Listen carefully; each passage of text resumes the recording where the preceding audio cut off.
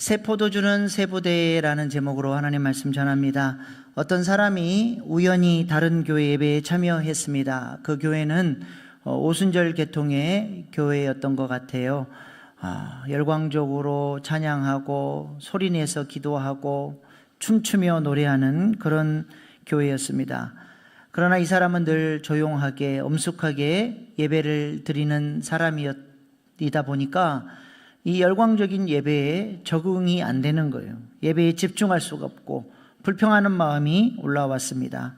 꼭 이렇게 시끄럽게 예배를 드려야 하는가 판단하기 시작했습니다. 하나님도 참 이 교회에 좀 조용히 예배 좀 드려라, 말씀 좀 하시지 왜 가만히 계시는가. 예배 시간 내내 불편한 마음으로 있다가 집으로 돌아왔습니다. 집에 와서 세수를 하고 있는데 주님의 음성이 들려와요. 너 오늘 굉장히 비판적이더라. 예, 주님, 저는 이런 사람들과 같은 그리스도인이라는 것이 좀 부끄러웠습니다. 그래, 나는 좋던데 그들은 기쁨으로 나를 예배하는 자들이고 나는 그들의 예배를 항상 기쁘게 받고 있단다. 그런데 너는 왜 네가 선호하는 예배 방식으로만 예배를 드려야 한다고 그렇게 함부로 판단하느냐. 주님의 책망의 음성이었습니다. 그럼 그 자리에서 바로 무릎을 꿇었습니다. 주님, 죄송합니다. 예배 시간 내내 주님께 집중하지 않고 비판만 했습니다. 내 마음속에 내가 만들어 놓은 법으로 내 기준과 잣대로 하나님 사랑하시는 형제들을 함부로 판단했습니다. 용서해 주세요. 그날 이후로 이 사람은 다른 성도들의 다양한 예배 방식에 대하여 열린 마음을 갖게 됐고 시끄러운 예배나 조용하고 엄숙한 예배나 다 그곳에서 하나님께 집중할 수 있었고 하나님을 기쁘게 예배할 수 있는 사람이 되었습니다. 이 일화는 내척치유 전문가인 팀 마샬 박사의 깨어진 관계 회복에 나온 본인 자신의 이야기입니다. 우리도 때때로 우리가 만들어 놓은 경험이라는 울타리에 갇혀서 새로운 것을 잘 받아들이지 못하고 이렇게 판단하고 또 정죄할 때가 있습니다. 좁은 편견을 가지고 내가 아는 것이 전부인 줄 알고 함부로 생각하고 정죄까지 할 때가 있지 않습니까? 우리 예수님께서 공생의 사역을 하시는 동안 끊임없이 부딪혔던 문제가 뭐냐? 바로 사람들의 그 좁은 편견, 함부로 판단하는 그 정죄가 예수님을 힘들게 했습니다. 사람들은 자신들이 옳다고 믿는 신념, 그 경험의 울타리를 가지고 예수님을 판단해대니 예수님은 그것을 뛰어넘어서 사역을 하시다 보니까 항상 이 반대에 부딪혔던 것입니다. 이방 땅을 넘어다니며 사역하시는 그 모습, 이방인들에게 복음을 전하는 그 사역도 많은 비판을 받았고 한 영혼을 위하여 돼지 2,000마리를 희생하는 그 낭비의 사랑에 대해서도 사람들이 예수님의 그 한 영혼을 사랑하는 모습이 아니라 경제적 가치, 돼지 2,000마리의 그 희생만 바라보고 불편한 마음으로 예수님을 반대했습니다. 중풍병자의 병을 치유하기 위해서 예수님은 근원적인 죄 문제를 다루시는데 예수님의 이 죄사함의 사역이 신성모독이라며 예수님을 반대뿐만 아니라 이제 대적까지 하게 됐던 것이죠. 오늘 본문 말씀도 보시기 바랍니다. 예수님은 세리 마태를 제자로 부르셨습니다. 그랬더니 종교 지도자들이 바로 예수님이 상종 못할 죄인들과 어울린다고 손가락질하고 비판하기 시작했습니다. 예수님 당시에 세금을 걷는 세리는 사람들로부터 어떤 취급을 받던 사람들입니까? 로마의 앞잡이요, 백성의 고요를 빨아먹는 죄인 중에 죄인, 창기와 같은 취급을 받았던 사람들이죠. 로마는 세금을 많이 걷기 위해서 지방마다 세금을 미리 할당을 했습니다. 예를 들어서 갈릴리 지역 100억, 예루살렘 지역 200억.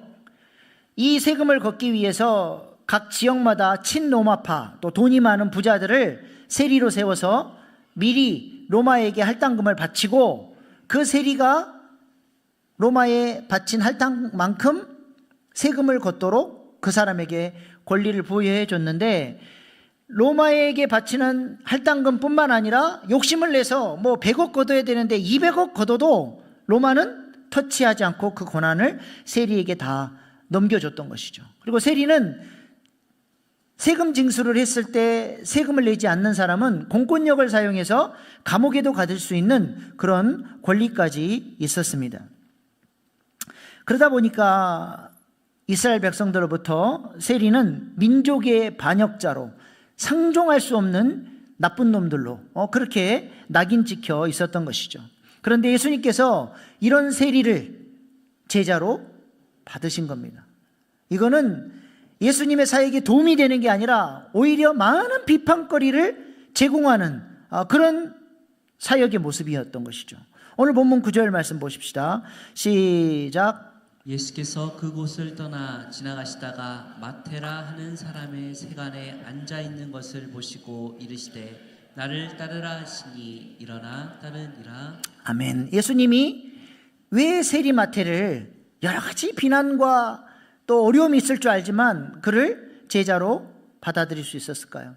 제자 공동체 안에는 열심당원이라 그래서 그런 세리 같은 사람들, 암사라는 암살당원도 있었어요. 그렇게 정서적으로 맞지 않고 생각이 다르고 가치가 다른데 이 마테레이를, 이 세리를 받아들일 수밖에 없었던 그 동기가 뭐냐는 것이죠. 예수님께서 여기 보시면 세간에 앉아 있는 것을 보셨다라고 되어 있는데요, 쓱 지나가다 한 번 본 게 아니라 에이덴이라고 하는 단어를 쓰는데요, 영어로 observation입니다. 관찰, 보고 또 연구하고 또 주의 깊게 보고, 이것이 에이덴이라고 하는 단어예요.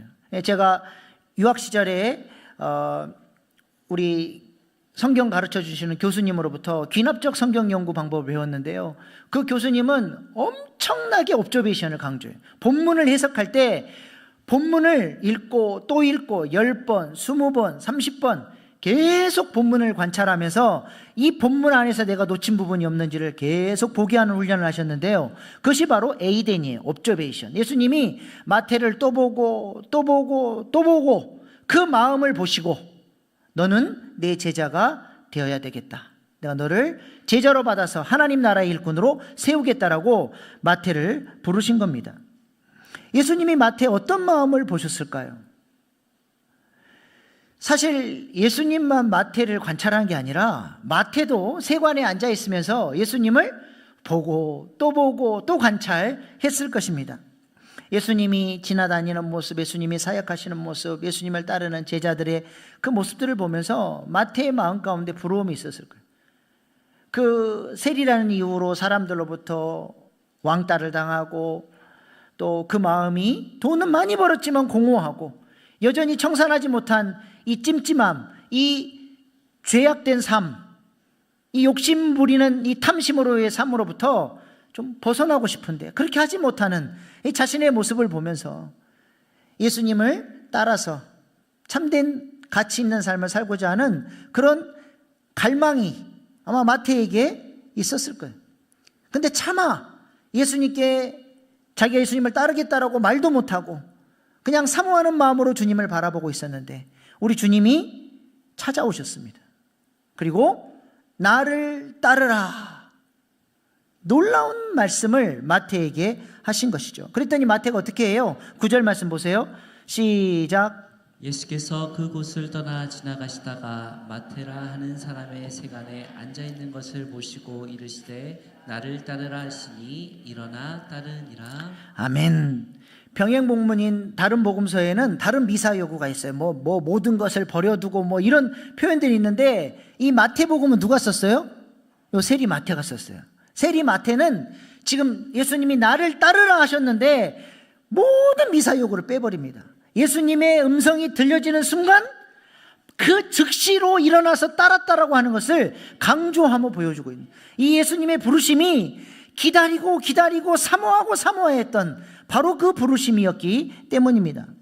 얼마나 감격스러웠는지 마태는 조금도 주저함이 없습니다. 그리고 이 기쁨을 안고 자신의 세리 친구들을 불러서, 그 죄인들을 불러서 예수님을 초청하여 이 잔치를 베풀었습니다. 이제 내가 이 삶으로부터 청산되어지고 이제 예수님의 제자가 되어 새로운 삶으로 나아가는 셀레브레이션, 이 기쁨의 잔치를 마태가 갖게 된 것이죠. 그리고 예수님은 이 마태의 초대에 응하셔서 마태와 함께 같은 식탁에서 함께 먹고 마셨다는 것입니다.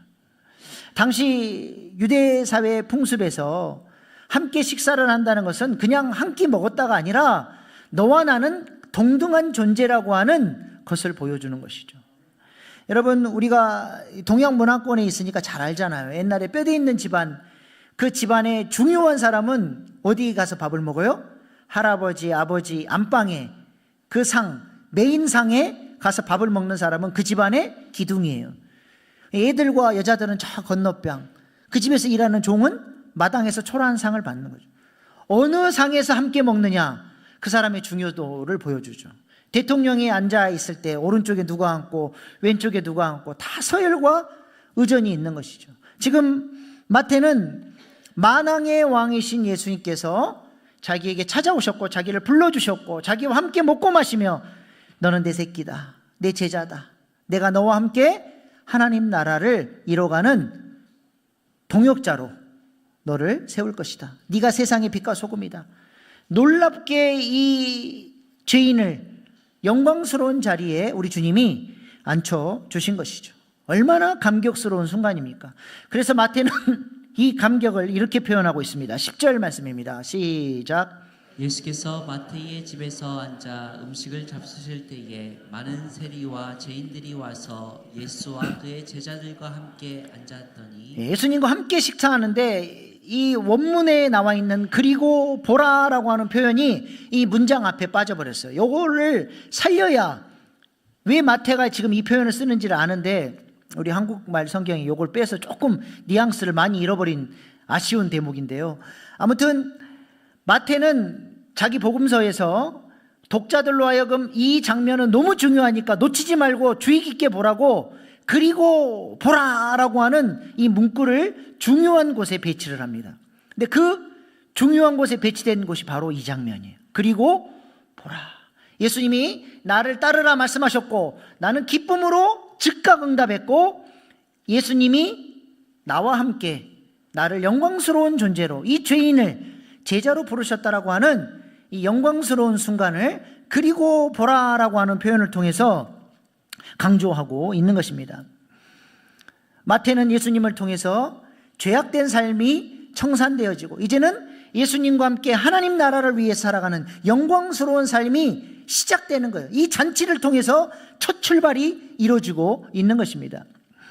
조선 정조시대 연암 박지원이라고 하는 사람이 청나라 황제의 70세 생일을 축하하기 위한 사절단에 사촌형 백으로 합류하게 됩니다. 그리고 그때의 경험을 통해서 쓴 책이 있으니 그것이 바로 조선판 여행 브이로그인 열하일기라고 하는 책입니다. 열하는 어느 동네냐? 북경에서 북동쪽으로 한 250km를 더 올라가야 하는 청도라고 하는 곳입니다.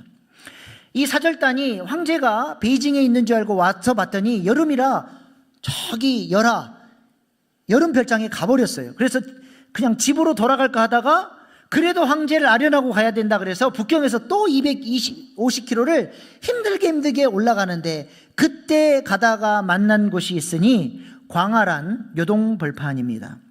산악지형이 많은 조선 땅에 살던 박지원은 1200리 요동벌판을 보고 가슴이 터질 듯한 감동을 받습니다. 그리고 이곳을 가리켜 한바탕 울만한 자리다 하여 호곡장이라 일컬었습니다. 그는 그때의 감동을 갓난아기에 빗대어 이렇게 묘사합니다. 어머니 뱃속에 있을 때는 캄캄하고 막혀서 갑갑하게 지내다가 하루아침에 갑자기 탁 트이고 훤한 곳으로 나와서 손도 펴보고 발도 펴보니 마음이 참으로 시원했겠지.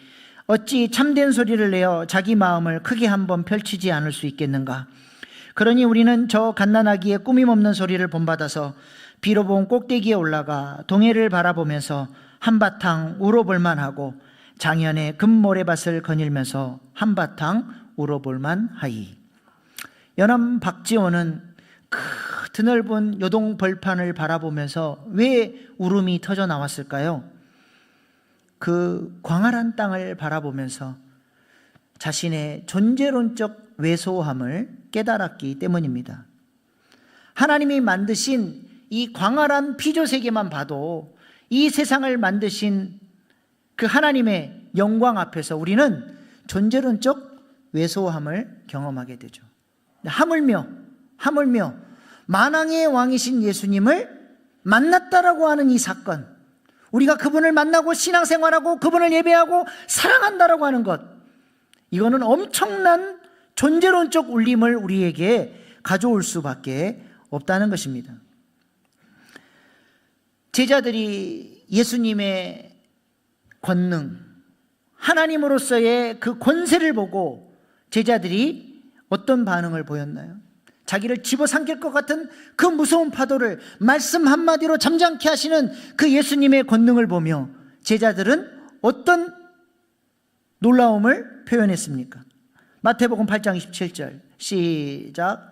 그 사람들이 놀랍게 여겨 이르되 이가 어떠한 사람이기에 바람과 바다도 순종하는가 하더라. 아멘. 여기 놀랍게 여기다라고 할 때의 단어는 사우마조라고 하는 단어인데요, 우리 찬송가 305장 Amazing Grace, Amazing, 말로 다 할 수 없는, 인간의 언어로 표현할 수 없는 경이로움, 경외심, 그 높고 위대하심, 그 영광. 제자들이 예수님의 그 권세를 보고 도대체 이분이 어떤 분이신가, 이토록 놀라운 분이신가, 우리가 따르는 스승이 이렇게 영광스러운 분이시구나, 입이 쩍 벌어진 거예요. 존재론적 울림을 경험하게 된 것이죠. 지금 마태가 예수님을 만나고 이런 감격, 이런 존재론적 울림을 경험했다는 것입니다. 여러분들은 이 시간에 하나님을 예배하면서 신앙생활하면서 어떠한 존재론적 울림을 경험하고 사십니까? 이 크신 하나님, 영광스러운 하나님을 바라보며 우리 안에도 이런 경외심이 있기를 소망합니다. 그러나 누구나 이런 경외심을 가지고 하나님을 바라보는 것은 아닙니다. 아무리 예수님이 그들의 눈앞에서 직접 사역하시고 놀라운 일을 행하셔도 절대로 변화되지 않기로 결단한 사람처럼 변화되지 않는 사람들이 있다는 거예요. 이 기적 아닙니까? 가나 혼인잔치를 통해서 물을 포도주로 바꾸는 이 엄청난 역사를 우리 주님이 이루셨는데, 요한복음 2장은 놀랍게도 수많은 사람들이 그것을 목격했지만 제자들만 예수를 믿었다라고 기록하고 있습니다. 이방 땅 가다라 지방에서 짐승처럼 살던 그 사람을 건져주셨는데 그 지방 사람들이 2,000마리, 돼지 2,000마리가 아깝다고 예수님을 향한 불편한 마음을 가지고 우리 동네에서 나가달라고 예수님을 쫓아내버렸습니다. 중풍병에 걸려 한 걸음도 걷지 못하는 사람을 우리 주님께서 치유해 주셨는데 감히 신성모독을 한다며 그 권능 앞에서 예수님을 대적하고 미워하고 핍박까지 하는 사람들이 있었습니다. 오늘이 오순절 성령 강림 주일인데요, 오순절 성령 강림 때 얼마나 놀라운 역사가 있었습니까? 바벨탑 이후로 언어들이 차단됐는데 성령의 불이 임하니까 모든 사람들이 각기 자신의 언어로 알아듣고 5,000명이 돌아오는 성령의 어마어마한 역사가 일어났음에도 불구하고 그 광경을 목도하고도 저들이 세술에 취했다며 비판하고 정죄하고 깔보는 사람들이 있었다는 거예요. 그 이유가 무엇입니까? 어떤 사람은 그 예수님의 영광을 바라보며 존재론적 울림을 경험하며 주님 발 앞에 무릎 꿇는 사람이 있는가 반면에 어떤 사람은 부정적으로 비판하고 판단하고 예수님마저도 핍박하는 사람들이 있다는 거예요. 이유가 뭐예요? 무슨 차이예요? 마음이에요, 마음. 아무리 폭포수와 같은 은혜를 쏟아 부어줘도 밥그릇 엎어놓으면 한 방울의 은혜도 받지 못합니다. 한 방울의 은혜도 받지 못해요. 여러분의 마음의 태도는 어떠하십니까? 오늘 이 시간에 어떤 마음의 태도를 가지고 오셨습니까? 잘못된 신념과 교만으로 쌓아 올린 경험의 울타리에 덮여 있으면 그 은혜로운 찬양을 하면서도 마음이 상해요. 그 은혜로운 말씀을 들으면서도 한마디 하나님의 음성을 못 듣고 돌아가는 사람이 있다는 거예요. 오늘 본문 말씀도 보시기 바랍니다. 세리마태가 주님의 제자가 되고 죄인들이 구원받는 이 놀라운 천국잔치 앞에서도 예수님은 죄인들과 놀아나며 먹고 마시기를 즐기는 자로, 금식과 종교적 의무도 하지 않는 못된 사람으로 예수님을 낙인 찍고 비판하고 정죄하지 않습니까? 오늘 본문 11절 말씀 보세요. 시작. 바리새인들이 보고 그의 제자들에게 이르되 어찌하여 너희 선생은 세리와 죄인들과 함께 잡수시느냐? 자기 의라고 하는 틀에 딱 자신을 가둬놓고 나는 이렇게 제사 드리고 절기 지키고 금식하고 나는 이렇게 하는데 너는 안 해? 너 죄인이네? 함부로 판단하고 정죄하고 있는 거예요. 그래서 우리 주님이 뭐라고 대답하십니까? 12절 말씀에 시작. 예수께서 들으시고 이르시되 건강한 자에게는 의사가 쓸데없고 병든 자에게야 쓸데있느니라. 아멘. 예수님은 지금 죄를 질병으로 비유하고 계시죠. 몸이 아프면 어떻게 해야 됩니까? 의사를 찾아가야죠. 용하다는 의사 있으면 무슨 돈을 들여서 어떤 노력을 기울여서라도 찾아가서 만나려고 하는 사람이 병든 자의 심정이에요. 근데 아무리 병이 들어도 내가 아프다고 인정하지 않으면 의사를 안 찾습니다. 지금 죄라고 하는 바이러스에 걸려서 죽어가고 있는데도 나는 괜찮아. 자기 의의 옷을 갑옷을 입고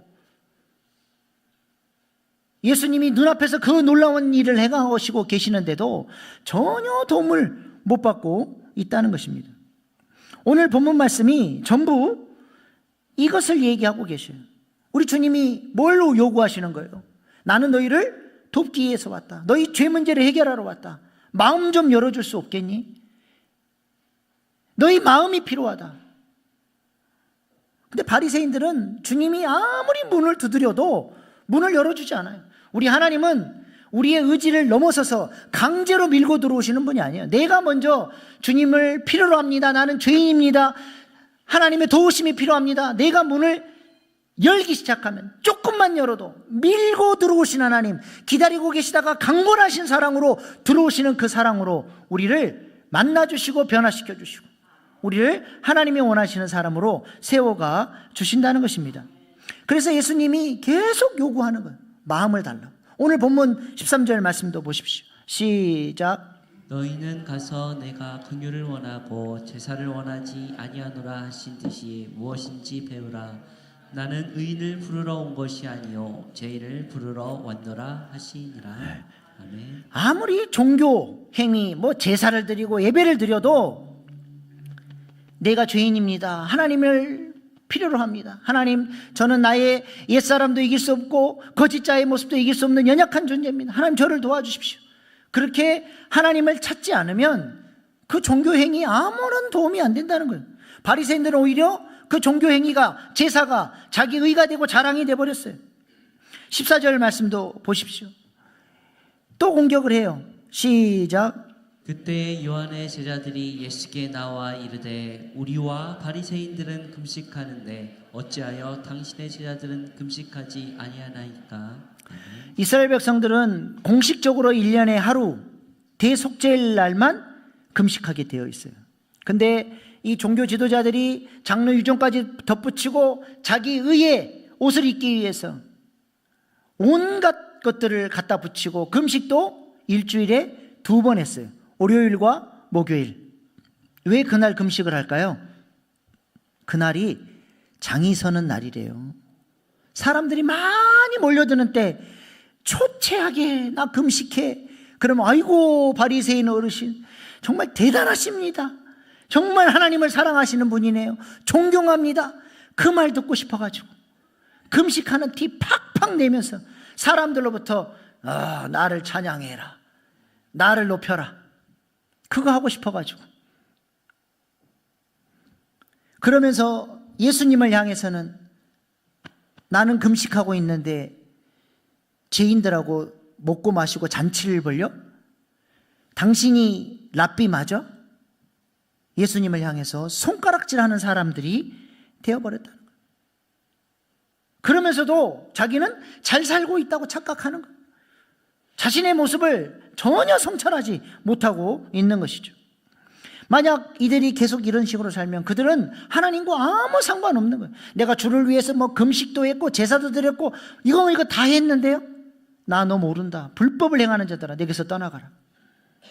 불쌍한 인생이 되어버리는 것이죠. 그래서 우리 주님께서 오늘 본문 말씀을 통해서 이 바리새인들을 향해서 바른 신앙생활이 무엇인지, 하나님이 찾으시는 사람이 어떤 사람인지를 두 가지 비유를 통해서 이야기를 해주십니다. 그 첫 번째가 바느질 비유고 두 번째가 포도주 부대의 비유입니다. 오늘 본문 16절 17절입니다. 시작. 생배 조각을 낡은 옷에 붙이는 자가 없나니 이는 기운 것이 그 옷을 당기어 헤어짐이 더하게 됨이요 새 포도주를 낡은 가죽 부대에 넣지 아니하나니 그렇게 하면 부대가 터져 포도주도 쏟아지고 부대도 버리게 됨이라.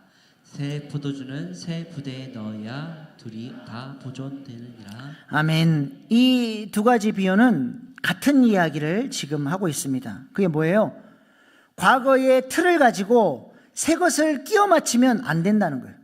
완전히 새로운 질서로 우리가 이제 예수님께서 새 언약 시대, 성령을 통해서 다스리는 시대, 이 성령 시대가 올 텐데 이 과거의 구약의 율법에 이 율법주의로는 안 된다. 오직 마음을 새롭게 함으로 변화를 받고 완전히 새로운 질서 안으로 들어오라고 이야기하고 계시는 거죠. 새 언약 시대의 핵심은 뭐냐면 마음이에요.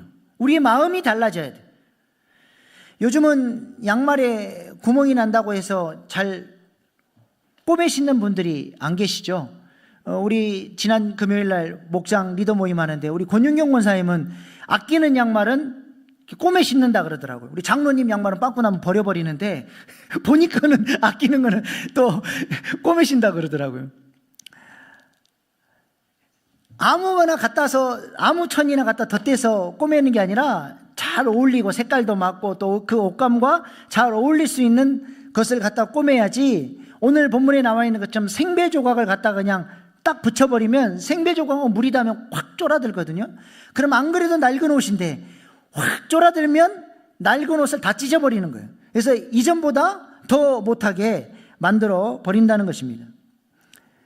옛 것은 새 것과 공존할 수 없다는 거예요. 완전히 새로운 틀로 예수님의 복음, 성령의 역사가 내 안에 이루어지려면 내 안에 있는 거짓자, 지금까지 살아왔던 옛사람의 방식은 자꾸 내려놓고 성령의 인도하신 가운데 새로운 질서 가운데 나아가는 훈련을 해야 된다는 거예요. 나는 하나도 변화 안 되고 나는 여전히 거짓자의 모습대로 살고 옛 습관대로 살면서 신앙생활 한다는 게 말이 안 된다는 거예요. 산업혁명이 일어나고 마찰을 통해서 운수사업을 하던 회사들이 비상이 걸렸습니다. 새로운 쇳덩어리가 말도 없는데 막 빨리 달리는 거예요. 그래서 대책회의를 막 했어요. 자동차 일부러 뭐 속도 제한을 막 해버리고 우리가 저 자동차보다 쇳덩이보다 빨리 달려야 되니까 쌍두마차를 4마리 말로 경쟁업체는 막 8마리로 그렇게 했는데 결과는 어떻게 됐어요? 산업혁명을 이겨낼 수가 없는 거예요. 근데 어떤 회사가 살아남았냐? 새로운 시대가 왔음을 빨리 깨닫고 옛 것을 버리고 마차를 버리고 자동차를 받아들인 운수회사들이 살아남았다는 것입니다.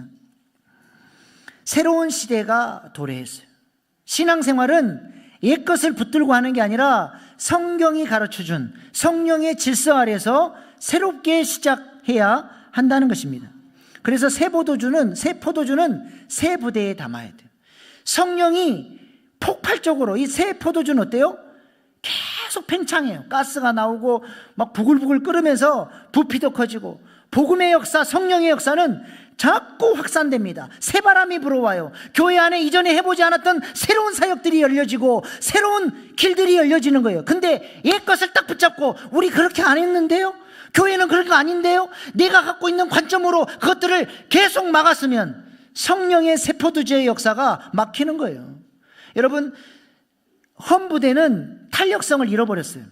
그래서 새 포도주가 발효해서 막 커져가면 새 부대가 빵 터져버립니다.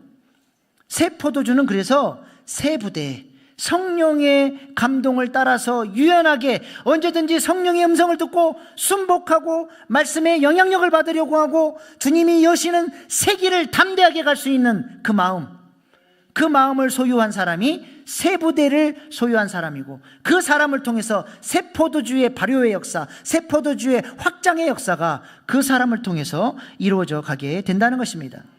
몽골의 징기스칸이 이렇게 유명한 말을 남겼죠. 성을 쌓는 자는 망하고 길을 내는 자는 흥한다. 이 정도면 만족해. 내 나이가 몇 살인데, 내가 지금까지 이렇게 신앙생활을 해왔는데 네가 지킬래? 망하는 길로 간다는 거예요. 성령의 새로운 역사를 위하여 새 길을 열고, 거기에 같은 마음 같은 뜻으로 따라가고 함께 훈련하고 그렇게 영적 시너지를 이뤄가면서 나아갈 때 교회는 부흥하고 그 교회를 통해서 하나님께서 역사하신다는 것입니다. 여러분은 어떤 사람들입니까? 나이라는 편견 때문에, 지금까지 살아왔던 삶의 방식 때문에, 지금까지 해왔던 신앙생활의 방식 때문에 스스로를 제한하면서 닫힌 세계 안에 갇혀 살고 있지는 않습니까? 교회도 마찬가지예요. 종교개혁의 핵심 정신이 뭐예요? 교회는 항상 개혁되어져야 한다. 이 개혁이 뭐예요? 낡은 가죽을 계속 잘라내는 거예요. 전통이라는 관습에 묶이는 것이 아니라 하나님의 말씀 앞에 항상 성찰되어지고 변화되어지고 성령의 새바람을 민감하게 따라가면서 끊임없이 성장하고 발전하여 세대를 거듭하며 구속사에 쓰임받는 교회가 하나님이 찾으시는 교회라고 하는 것입니다. 그래서 사도 바울은 우리에게 이렇게 권면합니다. 에베소 4장 22절 24절 시작. 너희는 유혹의 욕심을 따라 썩어져가는 구습을 따르는 옛사람을 벗어버리고 오직 너희의 심령이 새롭게 되어 하나님을 따라 의와 진리와 거룩함으로 지으심을 받은 새 사람을 입으라. 아멘. 구습을 따르는 옛사람을 버리고 새로운 마음을 소유한 새 사람을 입으라. 명령형이에요. 문법적으로. 새 포도주는 우리 하나님이 준비하시고 우리 하나님께서 역사해 주시지만, 새 부대는 누가 준비해야 돼요? 우리가 준비해야 돼요. 새 부대가 준비되어지면 성령의 새 포도주의 역사가 일어나게 되는 것입니다. 새 언약 시대의 핵심이 마음이에요. 우리 마음이 어떤지를 잘 보십시오. 하나님이 원하시는 마음인지, 우리 교회가 그런 마음을 준비하고 있는지, 주님의 말씀에 영향력을 받으려고 하는 마음, 성령의 인도를 따라 훈련받으려고 하는 마음, 우리에 있는 옛사람의 가치들, 거짓 자들은 깨트리고 자꾸 기경되어져 가는 옥토와 같은 마음, 주님 뜻대로 살고자 하는 그 마음의 방향성이 있는지를 보시라는 겁니다. 이런 마음이 바로 새 부대라고 하는 것입니다. 그러면 새 부대는 어떻게 준비할 수 있습니까? 우리가 그 새 부대를 가져야 새 포도주의 역사가 일어나는데, 새 부대는 어떻게 가질 수 있어요? 이것은 이미 주님께서 산상수훈 말씀을 통해서 가르쳐 주셨죠.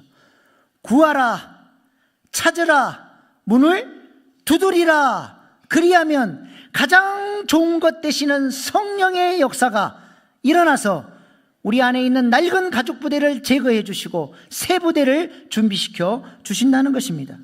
에스겔서 37장 26절 말씀 보세요. 성령이 어떤 역할을 하시는지 시작. 또 새 영을 너희 속에 두고 새 마음을 너희에게 주되 너희 육신에서 굳은 마음을 제거하고 부드러운 마음을 줄 것이며. 아멘. 새 부대가 어떻게 돼요? 내가 결단한다고 되는 게 아니라 기도해야 돼. 기도.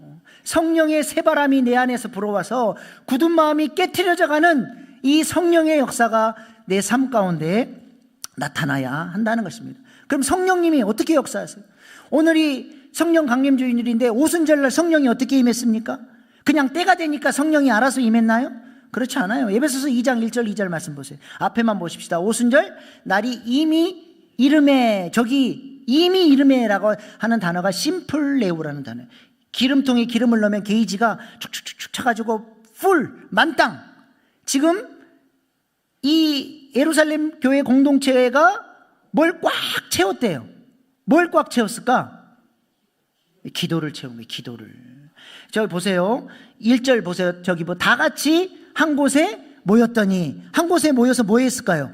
사도행전 1장 14절 시작.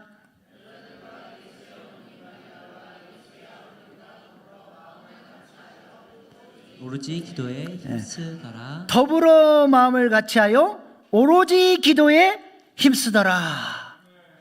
영적 시너지, 같은 마음 같은 뜻으로 하나님, 우리가 새 부대가 되기를 원하고 새 바람의 역사를 우리에게 부어주십시오라고 같은 마음 기도했더니 영적 시너지가 나고 그곳에 성령의 불이 떨어져서 그 교회를 통해서 예루살렘과 온 유대와 사마리아와 땅끝까지 이르는 놀라운 성령의 역사가 이루어진 줄로 믿습니다. 우리가 이 기도의 분량을 채워갈 수 있기를 소망합니다. 이 심플레오의 역사가 우리 안에 이루어질 때 우리도 새 부대가 되어 영광스러운 하나님의 그 역사를 목도하면서 존재론적인 큰 울림, 하나님 감사합니다, 하나님의 위대하심을 찬양합니다, 하나님의 행하심을 바라보면서 우리도 그렇게 주님을 높이는 날이 속히 오리라 믿습니다. 우리가 그렇게 기도의 사람, 성령을 사모하는 사람, 새 부대의 마음을 가진 사람 되기를 소망합니다. 기도하겠습니다. 우리 안에 바리새인들처럼 편견과 경험의 울타리를 쌓아놓고 굳어버린 신앙생활, 형식적인 신앙생활을 하는 모습은 없습니까? 말씀 앞에 늘 새로워지는 마음 달라고 기도하십시다. 세리 마태가 예수님을 만나고 존재론적 울림을 경험하고 모든 죄악된 옛사람의 삶을 청산하고 제자의 삶으로 나아갔던 것처럼 우리 안에도 이렇게 새로운 변화의 역사가 있게 해달라고, 예수님의 제자 되게 해달라고 기도하십시다. 이를 위하여 성령의 새바람이 우리 안에 불어오게 하시고 굳은 마음은 제하여 주시고 새 포도주를 담을 수 있는 새 부재 되게 해달라고 이 시간 주신 말씀 붙들고 주여 세 번 부르고 결단의 기도로 나아가시겠습니다. 주여, 주여, 주여.